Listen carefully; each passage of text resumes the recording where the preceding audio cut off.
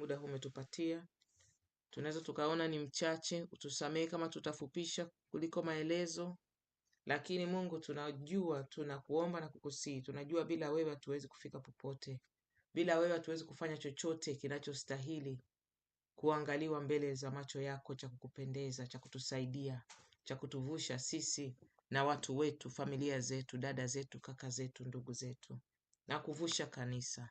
Tunakuomba ukawe nasi, usitupungukie Mfalme. Tunapoenda Bwana kuingia kipindi hiki kwa neno hili fupi tutakaloshirikishana, mimi ni maua tu, ni kama ua linalonyauka. Mimi ni damu na nyama. Bwana, ukanisaidie, ukanirehemu makosa yangu, mawazo, maneno na matendo, nisamehe na kunitakasa kwa damu yako takatifu. Bwana, ujumbe huu mfupi ukaweze kufikia walengwa Bwana, na kuwapa nguvu ya kusonga mbele. Tunakupenda, tunakuheshimu na kuthamini Bwana.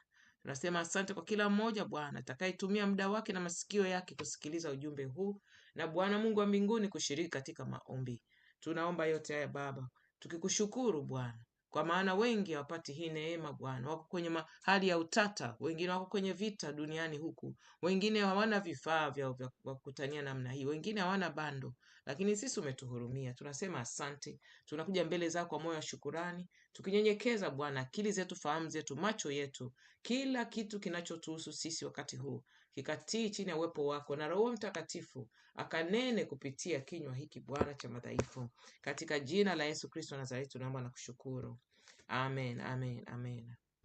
Mpendo wangu, nina ujumbe mfupi tu kwa ajili yetu sisi sote wiki hii. Neno la Mungu linawaka ndani yangu, linasema ujumbe, maandiko yanasema kwamba Roho wa Mungu akasema, tafuta maandiko yanayohusiana na kubakia katika njia. Mpendwa, tubaki katika njia. Mimi na wewe tubaki katika njia. Mimi na wewe tuitafute njia, njia iliyo sahihi katika siku za mwisho. Kelele ni nyingi, vurugu ni nyingi, changamoto ni nyingi. Tukiangalia afya zetu, ndugu zetu, ndoa zetu, nchi zetu, makanisa yetu, vurugu ni nyingi, kelele ni nyingi. Ninajikuta nikiingia mtandaoni, mara nyingi ninaishia tu kusikiliza maandiko. Unaona wachungaji vitu wanavyohubiri, wengine wao, sio wote, wengine wao wanahubiri vitu ambavyo havihusiani na kumsaidia mtu kwenda mbinguni. Mimi ni binadamu tu, tena ni mwanamke. Haleluya. Sistahili kumhukumu mtu yoyote, lakini ninakuwa nikiona vijana wanavyokuja kwenye inbox. Nikiona tena zaidi ni vijana siku hizi wanakuja kwenye inbox, wanatafuta njia. Mtu anataka kubaki kwenye wokovu, mtu anatafuta wokovu, mtu anatafuta kusimama katika wokovu na yuko ndani ya kanisa. Tubaki katika njia. Kina mama, kama una masikio, kama una macho, kama una akili, kama wewe ni dada, kama wewe ni kijana, una wadogo zako na ndugu zako, tafuta kubaki katika njia. Utabakije katika njia kama huijui njia? Kwa hiyo tafuta njia iliyo sahihi katika Bwana. Tukumbuke siku zote huwa nasema hivi, tusiishi kama vile tuna mkataba wa lazima wa kudumu na Mungu wetu aliyotuumba wa kuishi hapa duniani muda wote. Hatuna mkataba wa kudumu. Kila siku asubuhi tukiamka tumepewa neema mpya ya kutembea katika hii dunia katika walio hai. Neema ya kufanya nini? Neema ya kutengeneza na Mungu, na katika kutengeneza na Mungu tuogope sana kuwa wabinafsi, wa kujali sisi usalama wetu tu, wokovu wetu tu, maisha yetu tu na watoto wetu. Hapana, tutafute nafasi. Ni nani leo nitamtia moyo? Ni nani leo nitampa nguvu ya kusonga mbele? Ni nani leo nitamsogeza mbele ya Kristo? Nani leo nitamfanya angalau awaze kulingana na changamoto anazopitia kwenye maisha? Ni nani nitampa wazo amfikirie Bwana? Kwa maana tuko dunia ya siku hizi, unaona imezidi kuoza. Yaani sio kitu cha kushangaza. Huwa nawaambia watu, unachokiona na kusikia siku hizi za mwisho, ujue Mathayo 13 mpaka 14 mpaka 15 hapo haikusema uongo. Kwa hiyo ni kitu cha kusikitisha. Unaona mtu anashangaa, anatumia muda mwingi sana kushangaa. Mbona wanafanya hivi? Mbona watu wanafanya hivi? Watu wanatembea uchi barabarani, watu wanatenda maovu, yaani ni uovu. uovu ndani na nje ya kanisa, uovu kwa watu ambao kutegemea. Mpendwa wangu, baki katika njia. Mpendwa, itafute njia. Mpendwa, hakikisha uko katika njia. Ninaongea namna hii kwa sababu ninawaka na hili neno ndani ya moyo wangu. Je, uko katika njia? Mimi na wewe tuko katika njia sahihi? Njia ni nini? Njia ya kuenda mbinguni, njia ambayo, kumbuka nimesema hakuna mtu mwenye garantii kwamba Mungu mimi nina mkataba naye kaniambia lazima niishi mpaka miaka 82 ndio nitafariki. Hakuna mtu yoyote yule. Anasubiri vitu viwili: anasubiri unyakuo utokee sekunde yoyote, au anasubiri Mungu aseme muda wako duniani umekwisha. Ndio maana tuwe makini. Adui nimemuona ni mjanja sana, ni mjanja, lakini hana akili kushinda Roho Mtakatifu. Ndio maana tubaki katika njia, mpendwa, baki katika njia. Unaona, adui analeta makwazo, adui analeta vurugu, adui analeta changamoto, adui analeta kelele, adui analeta kila kitu anachoweza kuleta. Nia yake kubwa atutoe katika njia. Njia ni gani? Njia ya imani, njia ya imani ya kweli katika Yesu Kristo. Analeta hiki na kile. Jana tulikuwa tunaongea na mtumishi wa Mungu hapa, yaani tunakutana na clip kwenye YouTube.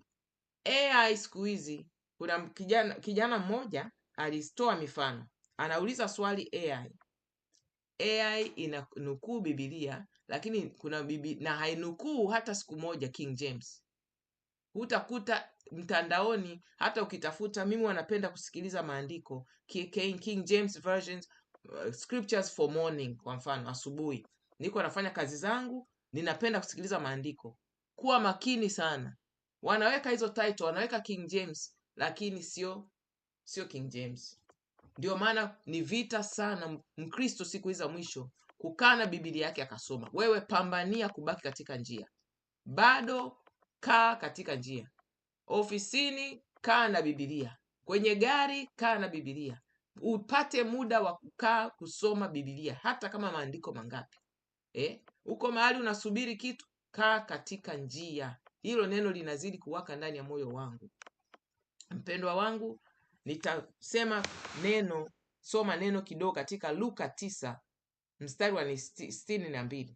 Bwana Yesu alimwambia mtu hivi: yoyote yule atakayeweka mkono wake kwenye plau na kuangalia nyuma hastahili ufalme wa Mungu.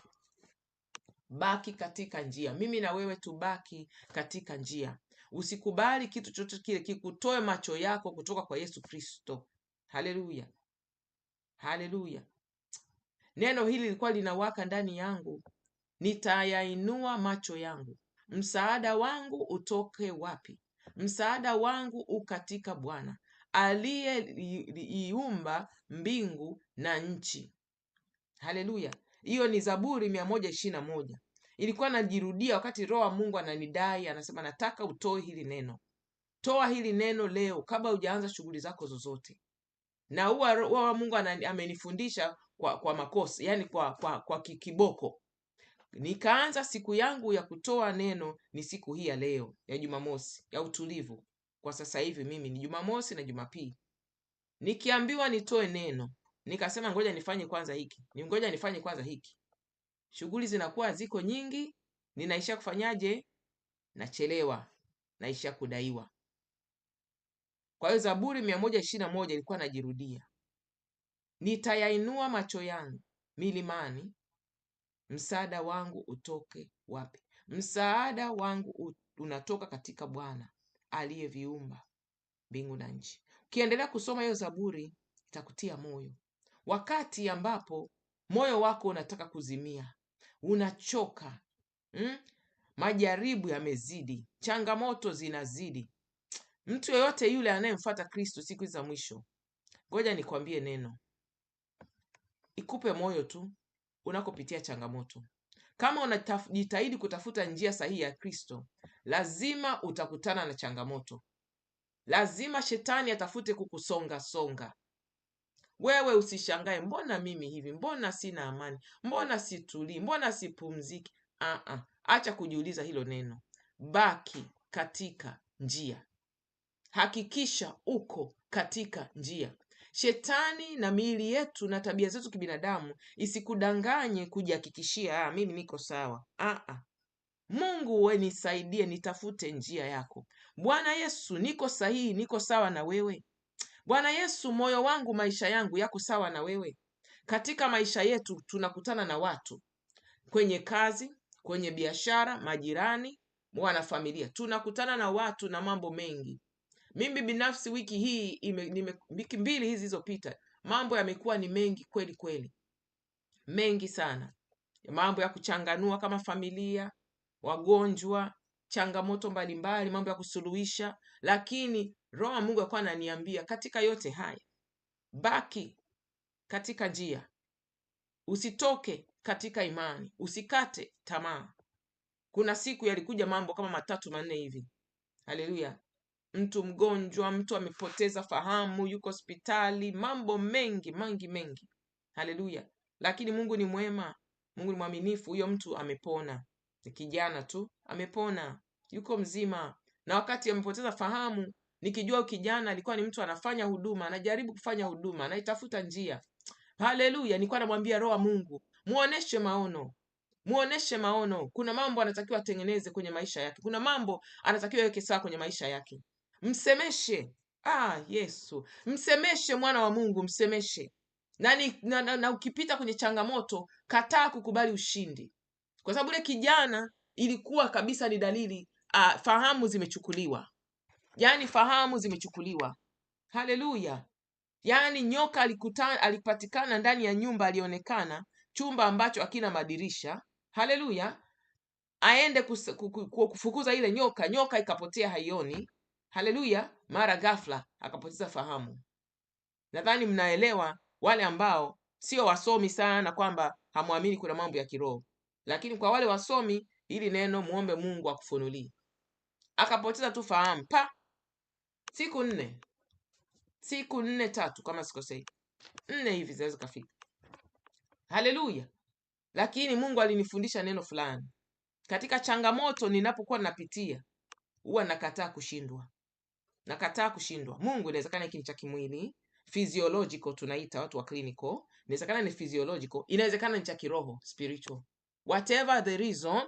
Nikamwambia sababu yoyote ile, Mungu, tunakataa mazishi, tunakataa msiba, tunakataa kushindwa. Na uzuri, kijana wa watu ilikuwa ni rahisi tu, yeye ni mtu ambaye anajaribu, anafuata malezi, anajitahidi anavyoweza kufuata malezi. Hakuna mtu mkamilifu, haleluya. Tukakataa mauti, watakatifu wakaomba. Kila mtu uwe na watu ambao ukiwa na emergency wanakubebea emergency, kwa sababu wewe nawe utabeba emergency zao. Kwa hiyo tukaitana wa kuomba, tukaomba. Tuliingia hapa kwenye maombi ya ghafla, kama mnakumbuka, siku moja tukafungua hapa tukaomba, haleluya. Walioweza kuja wakaomba, Mungu awabariki, haleluya. Mungu akatenda, tunampa sifa na utukufu. Waliomba wengi, waliomba wengi. Huyo kijana na bibi yake anaomba. Ndio maana sisi kina mama na mabinti hapa hatupotezi muda, haupotezi muda. Mpendwa, baki katika njia, ndio neno linalowaka ndani yangu siku ya leo. Naomba nilitoe hili neno ili Roho wa Mungu aweze kunipa neno lingine. Baki katika njia, chunga sana macho yako yanaangalia wapi. Roho wa Mungu alikuwa anarudia hili neno asubuhi ya leo. Tunaangalia wapi? Unasikiliza mahubiri gani? Haleluya. Kelele ziko nyingi sana. Ukiangalia vitu vinavyorushwa mtandaoni na Wakristo na watumishi wa Mungu, chunga kubaki katika njia. Mimi siku hizi nimeona kama mtu haubiri Biblia hii, kama shuhuda, nimeshazisikia. Uzee wangu huu uliofika, umri wangu, wengi wanasema mimi ni mzee, sawa. Umri wangu niliofika, nimesikia shuhuda za kutosha, na zingine zipo. Roho wa Mungu ataniambia sikiliza hii. Ndio maana tafuta kubaki katika njia. Utabakije katika njia bila Roho Mtakatifu? Mwambie Roho Mtakatifu, sijanena kwa lugha. Roho Mtakatifu, sina uhakika mimi unaendaje. Tunaambiwa tujazwe na wewe Roho Mtakatifu. Ninaomba anza kuniongoza hata kwa mambo madogo. Nakwambia ataokoa maisha yako. Baki katika njia. Huwezi kubaki katika njia kama huna muda wewe na Yesu Kristo. Huwezi kubaki katika njia kama wewe huna muda na neno la Mungu. Ndio maana hakuna mtu hapa anaweza kusema mimi wapo wachache, siniseme hakuna, wapo wenye neema, yaani akiamka anaamka tambarare, anasoma neno lake, sura hata chapter 3, 4, 5, akimaliza yani ni tambarare tu. Haleluya! Neno la Mungu analishika linajaa kichwa. Kuna wenye neema hiyo, wapo, ninajua wapo, lakini wengi wetu sisi ni mpaka upambane kweli kweli, ni mpaka upambane. Lakini katika kupambana, kina mama tuna kazi za ndani, kina mama wenye ndoa wana ndoa, kina mama wenye watoto kuna watoto, kina mama hata kama kuna vijana wanafanya kazi huko maeneo yao, wana wao pia changamoto zao, wanahitaji maombi yetu. Yaani unajua Roho wa Mungu ni mzuri sana. Ukiongea na kijana wako, hata kuambia kila kitu, kwa taarifa yako, hata kuambia kila kitu, hapana. Atakwambia niko tu sawa, naendelea tu vizuri, niko tu salama. Haleluya! Lakini ukitulia na Roho Mtakatifu atakwambia ombea hili. Ukiendelea kuongea naye utaambiwa uliza hiki, anaanza kufunguka. Unajua kazini changamoto iko hivi, unajua pole pole, tuna kazi kina mama. Wewe funga kibwebwe chako, usilegee, usichoke, usipotezwe macho yako kutoka katika mlima. Tumesoma Zaburi 121. Utayainua macho yako muda wote. Weka macho yako kwa Kristo, anafika kwa sekunde yoyote. Angalia dunia ilivyooza sasa hivi, muda wowote Yesu Kristo anakuja. Mpendwa, changamoto zisikutoe katika njia, changamoto zisikutoe katika uwepo. Ukiona moyo unainama, tafuta kwenye YouTube, tuko busy, tafuta kwenye YouTube scriptures on nini wasema encouragement, maandiko yanayohusiana kunitia moyo. Sikiliza yale maandiko, sikiliza. Unaposikiliza moyoni unaomba kutumia yale maandiko. Bwana Yesu, nimechoka, nasikia nimechoka moyoni, unisamehe, sitakiwi kukata tamaa, natakiwa kuwa na imani, natakiwa kujengwa, kutembea katika imani. Lakini Mungu, haya mambo yanayonisonga sasa hivi, ninakata tamaa, moyo wangu umeinama, nasikia nimechoka kimwili na kiroho. Bwana Yesu, umesema Bwana, tukija kwako hutatutupa, anayekuja kwako hutamtupa milele. Ninakuja kwako, nitie moyo. Unasikiliza yale maandiko, yanahuisha moyo wako. Maandiko ni chakula chetu cha kiroho. Mpendwa wangu, neno la Mungu linarudia, sijui kwa nini. Tunaambiwa leo tubaki katika njia. Ina maana kubaki katika njia, ina maana mwanzoni ulikuwa, kabla ya yani ubaki katika njia, ulikuwa katika njia. Kwa hiyo kama hauna uhakika kama uko katika njia ya kwenda mbinguni, hakikisha umeingia kwenye njia ya kwenda mbinguni. Ndio maana kila ujumbe nikituma kwenye YouTube, Roho wa Mungu aliniambiaga, weka chini yake hii video ya sala ya toba. Usijali, anza upya sala ya toba. Kama una uhakika, Mungu, sina uhakika hapa, mbona ninaona kama ukija kweli leo nitarudi na wewe kweli, rudi kwenye sala ya toba. Ile sala ya toba niliacha hata kuangalia, nisije nikaingia ubinadamu. Niliacha kuangalia, mimi nilitii sauti ya Mungu, niliacha kufuatilia ile video ina views ngapi. Mimi ninabaki katika njia. Hakuna mwenye garantii kwamba mimi ni mwisho wangu wa dunia, mwisho wangu hapa duniani nitapewa nafasi ya kuita wapendwa, mpendwa wangu, wapendwa. Mimi naona Mungu ameniambia wako wenye hiyo neema, wapo wenye hiyo neema, lakini sio kila mtu anajua mwisho wake utakuwa vipi. Mimi na wewe tusijuane hapa, tukaongea pamoja, tukaomba pamoja, eti mwisho wetu tukaishia tumekutwa kwenye changamoto. Mungu, mwisho wetu ukatukuta tuna manunguniko yamejaa, tuna hasira na watu, tuna visasi na watu, tunatakia watu mabaya. Waovu wako kila mahali, mpendo wangu, wako kila mahali. Tuna jirani yetu hapa, huwa nikiangaliaga nasema Mungu waonee huruma tu, si wahukumu, waonee huruma. Bado mpaka leo wana skeleton ile la Halloween lirefu sawa na nyumba ya ghorofa 2, linalingana kichwa cha lile skeleton linafika kwenye paa lao la nyumba, bado liko hapo nje. Wanahitaji maombi. Sasa hivi jua limeanza kutoka, mabinti zetu wanavaa hizi kaptura, ziko zimeanzia hapa chini ya makalio. Mi wanaombaga Mungu, nionee huruma, nionee huruma, niepushie hawa kuja kwenye uzao wangu. Mungu niepushie, wape wokovu. Uovu umejaa, baki katika njia, mpendwa wangu. Changamoto lazima tuzipitie. Tuko tunaishi dunia ambayo shetani amedhamiria kwa njia moja na nyingine, amedhamiria shetani aondoke na wengi. Ndio maana baki katika njia. Unaangalia nini? Unamsikiliza mchungaji gani? Nilishasemaga, mpendwa, punguza watumishi wa Mungu unaosikiliza, sikiliza zaidi maandiko. Ukiona maandiko kuna video mtu kasoma maandiko mwanzo mpaka mwisho, nyingi zipo za Kiswahili. Mimi nasikizaga za Kiingereza. Ni rahisi kwanza kuzipata. King James. Sikiliza hizo, ziweke akili yako kwa Kristo. Lakini baki katika njia. Pambana kila njia unayoweza. Isipite wiki hujafunga. Tunaofunga tuna neema, tunafunga kavu. Kuna ambao tunafunga kuchechemea. Kulingana na uwezo wako, lakini funga unamtafuta Bwana. Funga unajinyenyekeza chini ya mkono wa Bwana. Mungu, nisamee wiki hii. Mungu, naleta na watoto wangu, naleta na mume wangu. Mimi naombeaga mpaka baba watoto wangu ananichukia hatari, lakini najua ninachokifanya. Nina watoto na nitakujaga, Mungu akinijalia nitakujaga kuwa na wajukuu, kwamba anachokifanya kisije kikaangukia watoto. Nimeshaona kwa macho. Yaani wiki hii nilikuwa naoneshwa neno fulani, kuna ushuhuda fulani. Baba mtu alipata bahati mbaya, akatoka nje ya ndoa, akazaa mtoto. Yule mtoto bahati mbaya, kwa ajili ya mazingira yale yule mtoto aliyozaliwa, ninawajua watoto wawili, wa kike na wa kiume. Wale watoto wanateseka mpaka leo. Na katika kuteseka kwao, yani hao ni watoto, sikwambii kwamba ni watoto wadogo, ni watu wazima. Wa kiume namjua na miaka nadhani 40 na kitu sasa hivi. Na yeye ameenda amezaa mtoto nje hivyo. Tena amezaa mtoto nje na mwanamke ambaye akili yake sio nzuri sana. Huku nchi ya kwetu huku. Binti na yeye akaenda akazaa nje. Amezaa nje. Changamoto wanazopitia hawa wawili, familia zao zinapitia na wao. Familia zao zinapitia changamoto. Lakini dhambi ilianzia kwa nani? Kwa mwanaume mmoja tu. Kwa wanaume. Haleluya. Ndio maana wewe binti na mama, usilegee, usipotezwe uelekeo. Wewe ni askari. Neno lile linarudi moyoni mwangu.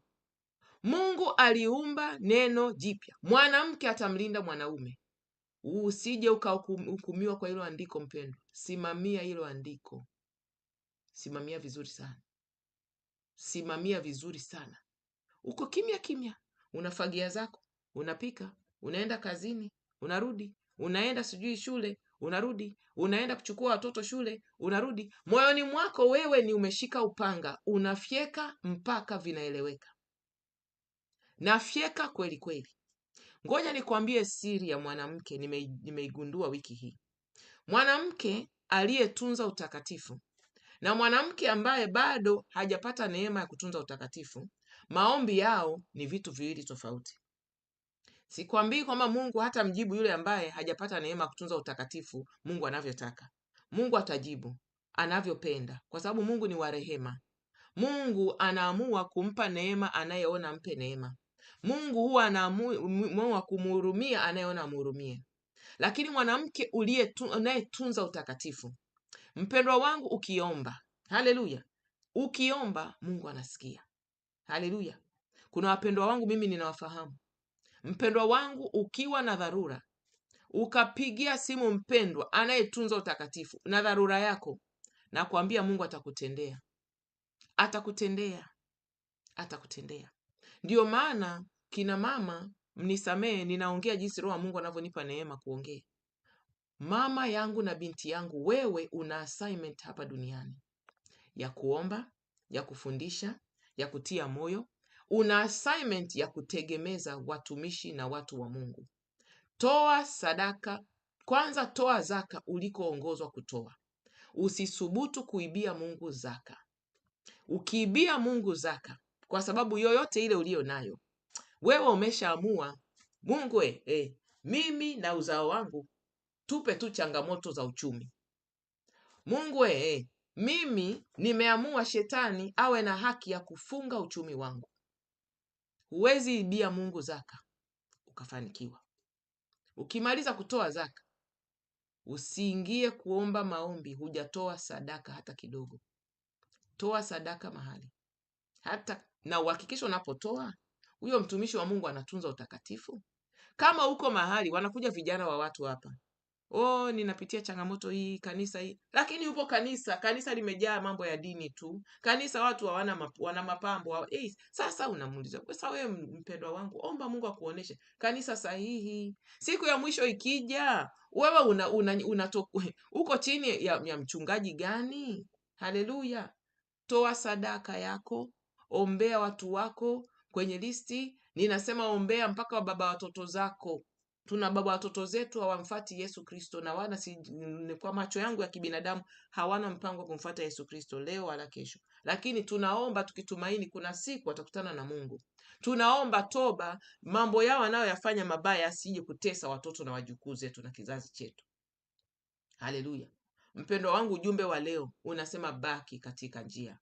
Roho Mungu ananishuhudia ujumbe unakaribia kufika tu mwisho, tuingie kuomba. Baki katika njia. Yapo maandiko tumepewa. Zaburi nimesoma 121, utaisoma. Nimesoma Luka 9:62.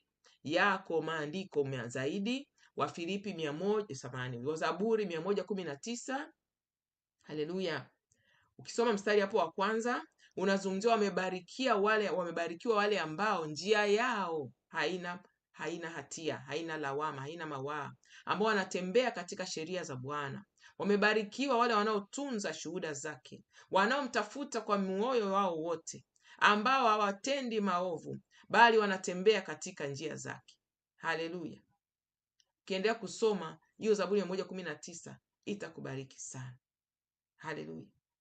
Kumbuka Wafilipi 1:6 itakupa moyo. Nina uhakika katika hili, yeye yule aliyeanzisha kazi njema ndani yangu ataitimiliza hata siku ile ya Yesu Kristo. Baki katika njia, usikate tamaa, usipotezewe na adui. Haleluya. Mathayo 6:33 tunaambiwa tutafute kwanza ufalme wa Mungu na haki yake, na mengine wote tutazidishiwa. Kina mama tuko bize, lakini moyoni mwako, maisha yako, priorities zako, tafuta ufalme wa Mungu. Mimi ninapofanya kazi ninahudumia watu mbalimbali ambao wana mahitaji ya kimwili na ya kiroho. Kwa hiyo nikiingia ofisini, nikipita katika shughuli zangu, maanake inabidi niongee nao mmoja baada ya mwingine, niongee nao. Kuna wale ambao Mungu ananiambia huyu msalimie, simama hapa, ongea naye kidogo, kwa maana wako nyumba zile za wazee, za wagonjwa, wamekatwa miguu, wengine, kuna mmoja amekatwa miguu na mikono. Haleluya. Wamepataga stroke, lakini naambiwa huyu ongea naye, huyu atoka kitandani, nikipita napunga. Nikipewa neema niingie niongee naye, naongea naye hata dakika 3-4. Kwa maana hao watu ndugu zao wanawakumbukaga lini wana ndugu zao wanakuja kuwasalimia, wameachwa. Haleluya. Wengine wake zao, kuna mmoja yeye na mke wake hawana watoto. Ni kweli ana changamoto, ufahamu umepata changamoto, lakini bado ni mzima, anatembea, ni msafi. Mke wake nadhani anakujaga, maanake huwa ni msafi muda wote, nywele zake zimenyolewa muda wote. Mpendwa, wewe katika shughuli zako kuna watu Mungu atakugusia, huyu muombe, huyu mpe neno. Bwana Yesu asifiwe. Ujambo, unaendeleaje?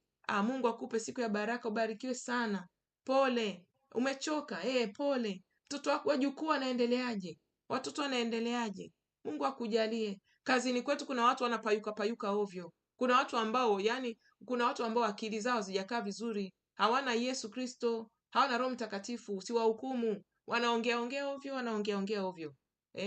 Haleluya. Usiwahukumu, wakwepe tu, wakwepe. Wakiongea kitu kisichofaa wakwepe, nyamaza tu. Jamani, Mungu wa ajabu kweli, watu wa Mungu. Wewe jibu zako tu, nenda mbele. Kuna siku nilichangia mazungumzo fulani kazini.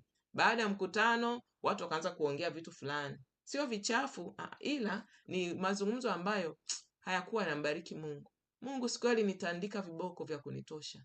Alinitandika kweli kweli. Akasema, wewe nimekuleta hapo niaibishe? na wanajua wewe ni mtumishi wa Mungu. Wanajua, si wanatugugo mitandaoni, wanajua. Ndio maana wakianza, kuna watu ambao si nimekuambia wengine wako sawa, akiropoka neno baya akatukana, mama Sims unisamee, mama Sims samahani mama Sims nimeongea. Mwingine akitaka kusema neno gumu, anasema mgonjwa ana hasira, anazungumza kitu, mama Sims funga masikio. Mungu alinisema siku hiyo, akasema usiniaibishe, sikukuleta hapo niaibishe. Wewe wanajua wewe ni mtumishi wa Mungu, usiniaibishe. Wakianza mazungumzo yao yasiyohusiana, funga mdomo wako, usichangie. Eti wakuone na wewe kwamba uko pamoja nao, team player. Nikaambiwa acha upuuzi. Mimi Roho wa Mungu nilimruhusugi akiona nakosea anifokee vizuri tu, anifokee akoe maisha yangu.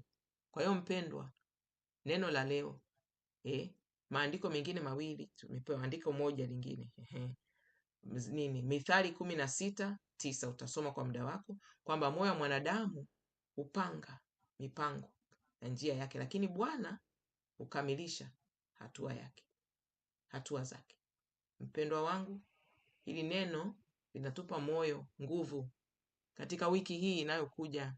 Mama mwenzangu, binti wa Yesu, wewe pambania kubaki katika njia. Usishangae changamoto, usilalamike, usinungunike. Ujue tuko katika siku za mwisho, tunasubiria unyakuo sekunde yoyote, au tunasubiria Bwana Yesu aseme muda wako duniani umeisha. Kumbuka tulipeana assignment, tunatakiwa tuombee watu wa Mungu, tuombeane kwenye kundi hapa kwanza, tuombeane mabinti na wamama, tuombee waume zetu, tuombee watoto zetu, tuombee wachungaji unaowajua, ombea na kanisa, ombea na marais, wabunge. Yaani wewe, Yesu Kristo akikuita kutoka duniani, wakiangalia resume yako, CV yako, malaika wako akitoa ripoti, huyu ameifanya kazi uliyomwitia. Ndio maana unaona sisi wengine, Roho Mungu aliniambia Januari, ratiba yako mwaka huu ambie itabadilika. Kwa hiyo ninapambana, nikiweza kuingia kundi letu lile la maombi ya mchana, kwetu ni mchana wa saa 8, naingia nasikiliza hata kama nakuwa sina uhuru wa kuongea sana, nasikiliza. Nikifika ofisini asubuhi najitahidi maandiko, nikiwa njiani maombi, nikiwa njiani ninaomba moyoni, hata kama sijafungua kwenye group ninaingia maombi. Ila Jumamosi na Jumapili Roho Mungu ananidai, nataka nikupe neno kwa ajili ya watu wangu. Kama hakunipa neno, utaniona niko kimya tu, siwezi kujitungia kulazimisha. Na wewe vile vile simamia, baki katika njia, pambania kazi yako. Kwenye familia yenu hamna wagonjwa, kwenye familia yenu hamna wanaohitaji wokovu, kwenye familia yenu hamna wenye ndoa zina changamoto, kwenye familia yenu hamna wanaohitaji kuolewa au kuoa wana changamoto, kwenye familia yenu hamna walevi, hamna wavuta bangi, hamna ambao sio wa Kristo, kwenye familia yenu hamna waenda waganga. Wapo, kila familia wapo. Fanya kazi ya Mungu, baki katika njia ukifanya kazi ya Mungu. Yaani mtaani mwako shetani ajue mtaa kuna mwanamke, kuna binti hapa, kuna mwanamke, kuna kijana, kuna mtu hapa wa Mungu kwenye mtaa, anatupa shida. Shughuli zetu sisi tunapata changamoto, na usiwaogope, hawakuwezi kama uko umesimama vizuri na Yesu Kristo. Hawakuwezi. Ndio maana tunanyenyekea, tunatubu muda wote. Ndio maana tunatunza utakatifu, tunajinyenyekeza. Tunafunika vichwa, tunavaa nguo za kusetiri, nguo ndefu, tunaonekana watu wa ajabu. Kuna sababu mpendwa. Uwe na mamlaka ya kuomba. Unataka kizazi chako kiwe salama. Yaani usiwe na wasiwasi. Unataka hata Yesu Kristo akisema leo siku yako hii ni ya mwisho, wewe unajua umeshaweka benki ya kutosha, mabilioni na mabilioni ya maombi kwa ajili ya uzao wako. Huna wasiwasi, una amani. Tengua, unaona mabaya, familia yetu hii ina tabia hii, familia yetu hii ndoa zetu ziko hii, familia yetu hii kuna changamoto hii, kuna ulevi hii. Tengua kwa uzao wako. Simama wewe imara, funga kibwebwe, kataa.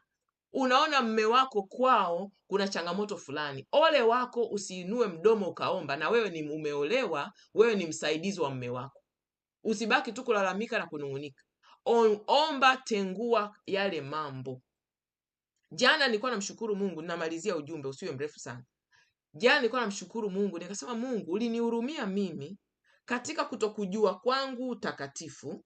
Nilikuwa sijui injili ya utakatifu, lakini alinihurumia akaniunganisha na hii familia ya mme wangu ambao wanampenda Kristo.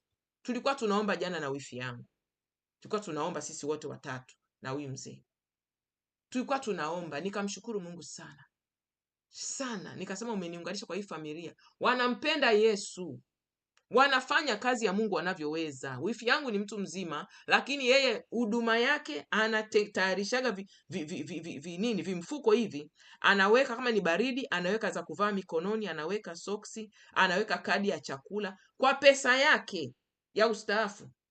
Barabarani kuna wale wako barabarani wanaombaomba, wale ambao hawana pa kukaa, atampatia angalau, yani anataka kila wiki anatembea navyo kwenye gari akitoka kwenye shughuli zake, anampatia wachache, anaombea familia, anafunga. Nani anakunywa dawa za afya kama watu wengine wanakunywaga dawa na magonjwa hiki na kile, lakini Mungu anamtumia kwa njia tofauti sana, kwa vile alivyo ye mwenyewe. Haleluya! Kila mtu atumike kwa kadri ya neema aliyopewa. Haleluya! Mpendwa, Roho wa Mungu ananiambia imetosha. Tutamalizia hapa, tutaingia kuomba, tutamshukuru Yesu Kristo, anatupenda, anatujali. Mimi namshukuru kila mmoja wenu kwenye kundi hili, hata kama unaingiaga masaa ambayo kuna wengine wanaingia ambayo masaa sisi kwetu ni usiku. Mungu akubariki tu, simamia nafasi yako, tufanye kazi ya Mungu, tusije tukadaiwa siku ya mwisho, tusije tukawa tumemamini Kristo, tumemtafuta Kristo, tumejinyima vitu, tumedharauliwa na wanadamu kwa ajili ya Ukristo huu bure, afu siku ya mwisho tukaikosa mbingu. Baki katika njia, haijalishi changamoto. Ujue Bwana Yesu anakupenda, anakujali, na kama unajua una changamoto, ujue ninakuombea. Kama ninaijua changamoto yako, ujue ninakuombea. Sitanyamaza, nitakuombea tu. Wanasema maombi ni bure. Haleluya, maombi ni bure. Utafika tu, utavuka tu, utafika. Omba neema, omba nguvu, omba rehema. Basi kama uko sehemu nzuri, tutatoa katika mute, tutamuomba Mungu atupe neema kwa wiki hii. Kama kawaida yetu, tunaanza na toba. Tukimaliza toba, tunashukuru. Tukishashukuru, mpendwa, anza kwanza kama mambo yako binafsi. Hebu ombea kuanzia viwango vya juu. Ombea nchi yako, ombea wachungaji, ombea wanafamilia, viongozi wa familia, ombea mume wako. Ukimaliza mume wako, ndio uombeo dada zako, kaka zako, watoto wako. Uone tuna mengi ya kuombea wamama, tuna mengi ya kuombea. Tumshukuru Mungu kwa kadri ulivyokuwa na nafasi, twende mbele za Mungu, ndipo tutaombea na watoto wetu. Haleluya! Karibu.